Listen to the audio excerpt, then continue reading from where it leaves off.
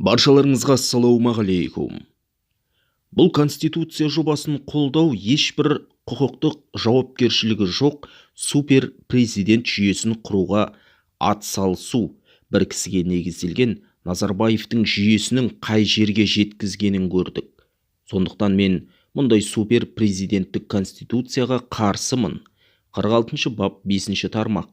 Қазақстан Республикасы Конституциялық сотының төрағасын, жоғарғы сотының төрағасын, ұлттық банк төрағасын, бас прокурорын, ұлттық қауіпсіздік комитетінің төрағасын, орталық сайлау комиссиясының төрағасын, жоғарғы аудиторлық палатаның төрағасын, жоғарғы сот кеңесінің төрағасын, мемлекеттік күзет қызметінің бастығын, Қазақстан Республикасындағы адам құқықтар жөніндегі уәкілді тағайындайды және оларды лауазымынан босатады. Яғни президенттің әрекеттеріне шектеу қойып қадағалайтын басты органдар президенттің өзі тағайындаған адамдар. Бұл билікті бөлісу емес, керісінше бір қолға шоғырландыру.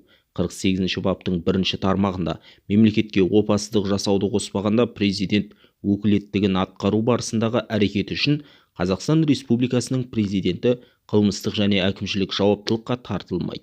Президент тек мемлекетке опасыздық үшін ғана жауап береді, ал жемқорлық, құқық бұзу, өкілетті асыра пайдалану бойынша жауапкершілік жоқ. Сонда қалай миллиардтарды жымқырасың да, тағы да басқа азаматтар үшін қылмыс болып саналатын әрекеттерді жасасаң да, заң алдында жауап бермейсің.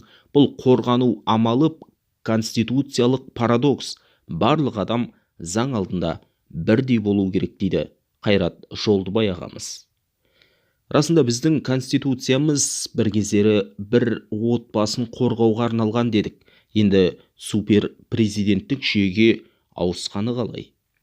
Ал жалпы алдағы болатын референдум барысында халықтың таңдауы қандай болмақ?